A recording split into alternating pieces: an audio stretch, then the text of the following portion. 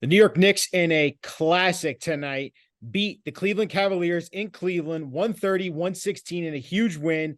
And we got to talk to our guy, Bryan Fonseca. Bryan, how you doing, man? I'm doing very well because Jalen Brunson made me look like a very, very smart better tonight, which I told you about when we were texting about the game earlier.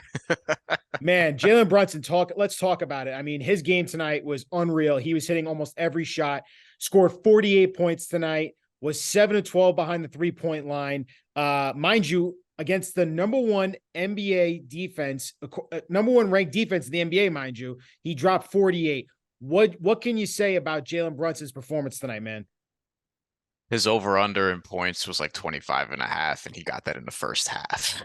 It was that kind of night. And I think for points, rebounds, assists, it was something like 36 and a half, and then he finished with 48 points alone. So he had a big night. Like this was the first time he's ever played without Julius Randle. Like, and that's something that I was very keen on watching because really with Jalen Brunson, he's not somebody that you figure, oh, he's just gonna take over and totally dominate the ball or whatever the case may be. And I didn't feel like he was doing that. I just feel like he got in a rhythm very early. And I thought throughout the course of the game, he was going to look for his teammates as well. And he did. He had 9 assists, something, worth mentioning as well. 9 assists to 2 turnovers. Like he played a great floor game. It wasn't just a scoring. It was also the floor generalship that I very much admired when he was even in Villanova and Dallas. And he brought that here this season, which is why I thought he should have been an all-star.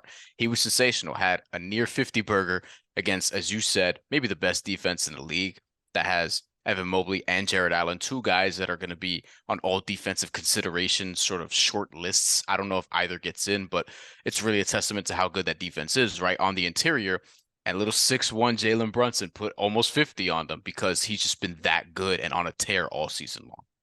He really has. And a couple of the guys to mention in the game tonight. Quentin Grimes looked really, really well tonight. RJ Barrett put up 14 tonight. Quickly had his moments. And then Hartenstein had some awesome moments, both Yeah. defensively and on the boards. Like this team is just continuously, they were playing with effort tonight and they look deep. They look like they were having a lot of fun out there. And it was one of the best games I thought they played all year, to be honest with you. And it's very important to note that this was without Julius Randle, the first game he's missed all year. And I had some questions like, okay, Julius Randle, he's been a galvanizing force for this team, like a real source of energy for them, though he's sort of tailed off a little bit as of late, minus the big game against the Minnesota Timberwolves, right? And then now he's hurt. But this is a team in the Cleveland Cavaliers that the Knicks just had this game against that you're going to see more than likely in the playoffs in the first round. Like this is probably going to be the matchup, and the first two games are probably going to be in Cleveland. So to get this win, I think was huge. Obviously, to do it without Julius Randle, who, if you're the Knicks, you're hoping he's back by playoff time. He might be. We'll see. He's going to be evaluated in a couple weeks, and we'll see how that ankle heals up. But regards to their playoff chances, like I think this is something that you wanted to do and send a message to the Cleveland Cavaliers like, yo, we ain't scared of you. We ain't scared to go in Cleveland. And a lot of people are going to be nervous about just the Cleveland Cavaliers' playoff prospects because as good as they've been in the regular season, this is something I was concerned about going into this season. I felt like they were going to be one of the top four teams in the Eastern Conference. So this doesn't surprise me.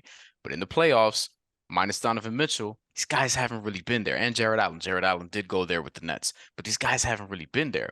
The Knicks don't have a ton of guys who've been there necessarily, but Jalen Brunson just came off a trip to the Western Conference Finals with the Dallas Mavericks.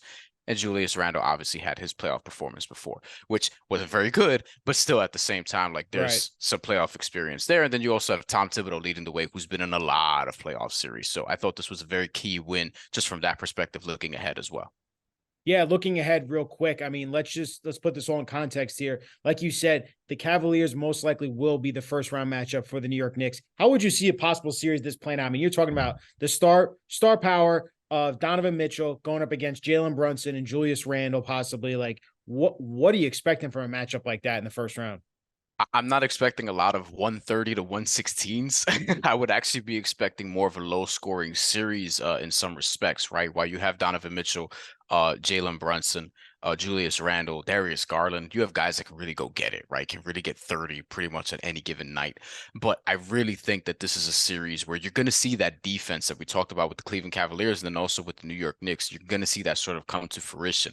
I'm not saying it's going to be like a Knicks Heat series Hmm. necessarily, but I do think that it's going to be a little more muddy than some of these regular season games have been. And I think that plays to the Knicks' advantage. I think that you want to slow down Darius Garland and Donovan Mitchell. You don't want them to get into the lane and create. You don't want them to set up other guys and potentially get their own shots in that mid-range area and then obviously stretch it out for three.